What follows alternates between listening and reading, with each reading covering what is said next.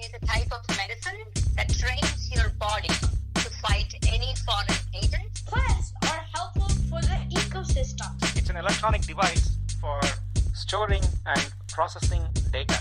The nervous system is all the collection of nerves in your body. Yeast is a eukaryote. Welcome to Spectacular Science, where it's all about science, with your host, Akshay. Hey listeners, welcome back to this episode of Spectacular Science. I'm your host, Akshay. Wow, I love blowing bubbles, especially in the summer.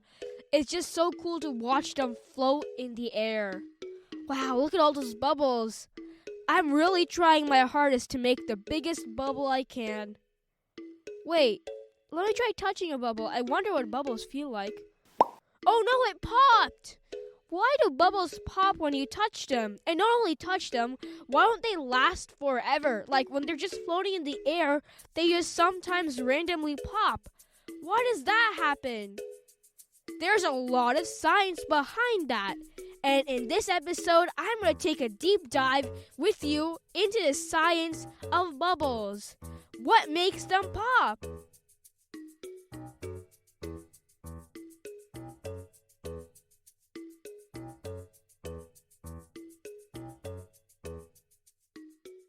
Okay, I'm ready. I got my bubble wand and loads of soap ready because this episode is gonna be bubble trouble.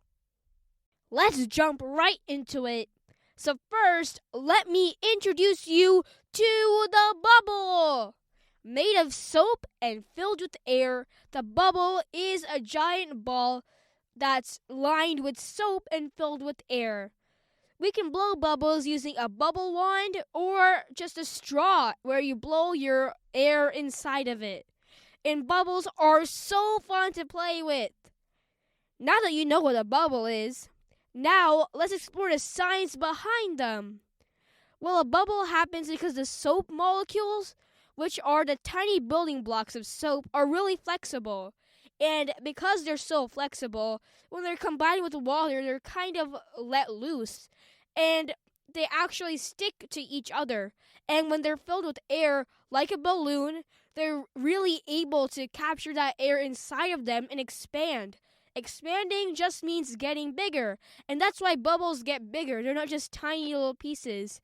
They're actually bubbles that actually get bigger as you put more air inside of them.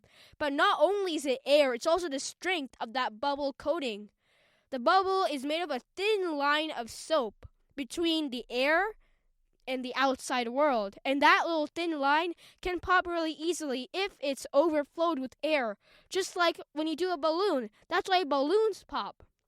It's actually one reason bubbles pop. It's because you blow on them too much, or you make the bubble wand wave it rapidly, and that causes the bubble to be too big. And that's why sometimes bubbles pop. And that's because of overflowing in the air in the bubble. But you can fix that by making that thickness of that coat around the bubble thicker, using lots of ingredients such as glycerin, which actually thickens the soap. Now that we know about that one way that bubbles pop, let's go into the science, the really deep science of why bubbles pop. Bubbles pop easily in many situations. The first situation that we have, which is deep science, is when they come in contact with oil and dirt. Our hands have oil and dirt on them. A soap bubble pops when it touches the oil and dirt because the bubble is just a thin film of soap and water filled with air. The thin film can break when it touches oil or dirt, which our hands have on them. That's why when I touched that bubble earlier, it just popped. And you can actually fix that by wearing gloves. And those gloves can actually protect that bubble from the elements of your hand, like oil and sometimes even dirt from your hands. And that's why gloves can actually help with that.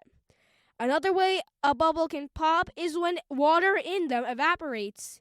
Between the air and the soap film, there's actually water. And as soon as the bubble is blown, depending on the environment, the water will start evaporating. And evaporating just means turning from a liquid into a gas. The layer of the water is gone, so the soap film collapses and the bubble pops. And you can also add that glycerin to bubble solutions to make it evaporate slower. Glycerin hooks on to the water molecules, making them evaporate slower. Many different variables can determine how long a bubble can last without popping. The air temperature, wind, ventilation, and even the type of water, such as distilled water, which has no minerals, and just regular tap water, which has minerals. There are so many factors that go into that tiny little space that makes bubbles pop. It's amazing to think about that, and that these bubbles that we just see every day have so much science inside of them. And that's what we do. We bring you all the everyday science from all around you, from bubbles to space to your eye. It's so cool. I just love thinking about science and how this actually works in our everyday lives. You know something that'd be really cool? Making your own bubbles and comparing how strong they are. That's what our activity for this episode is. Go check it out at spectacularsci.com/activities. It's really fun. Wait, I just thought of something. You know when you blow bubbles and look down at the ground, you see a shadow. But really when you look at bubbles, they seem like they're just transparent and light just goes through them. Why do they have a shadow? Well, that also has some science behind it and some weird light tricks that gets played on you. See, bubbles aren't entirely transparent, so they block a little bit of the light. And the edges of the bubbles form the darkest part of the shadows because light is blocked by the width of the material rather than the thickness. So it kind of curves the light in a way that it actually creates a shadow. You know, I've never thought of that question, and it's so cool that we can discover that all thanks to the light science that we see every day. It's amazing! Wait, should I break the world record for the largest bubble? Wow, that'd be a really hard record to break. Well, I better get to work right now, buying all the supplies and glycerin and everything. Well, before I go, what did we learn today? We learned that bubbles pop so easily due to lots of things in the environment, such as dirt on your hands, oil, and even the ventilation, the wind, and even the moisture of the air. Mostly bubbles pop because of contact with oily or dirty surfaces, but sometimes they pop because they're inflated too much, kind of like a balloon. And they also pop because water evaporates really fast. That's why we can use glycerin to slow down the water evaporation and to keep all the soap and water together to make a stronger bubble. Bubbles have shadows even though they look transparent because around the edges of the bubble, the light kind of bends and that creates a shadow. And the edges of the bubble form the darkest part of the shadows because the light is blocked by the width of the material rather than the thickness. Thank you so much for listening to this episode of Spectacular Science. Spectacular Science is produced and hosted by me, Akshay Raman. Our theme song is by Charan Ramachandran. Special thanks to Varun Ramachandran. Please visit my podcast website, spectacularsci.com, to find interactive activities, articles, and blog posts. While you're there, you can also sign up for the Spectacular Science membership, where you can get bonus episodes, the fact of the day, a fun science fact every day, and bonus activities. Sign up at spectacularsci.com/membership. Spectacular Science is on YouTube.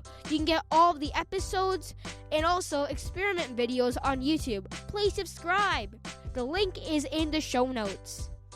Please also subscribe wherever you're listening right now. It could be Apple Podcasts, Google Podcasts, Spotify, or Amazon Music. By following or subscribing, you get all of the episodes automatically and support me. I really get encouraged when you subscribe, so it really helps. Thank you so much. Thanks for listening, and we'll see you on the next episode of Spectacular Science next week. keep thinking about science.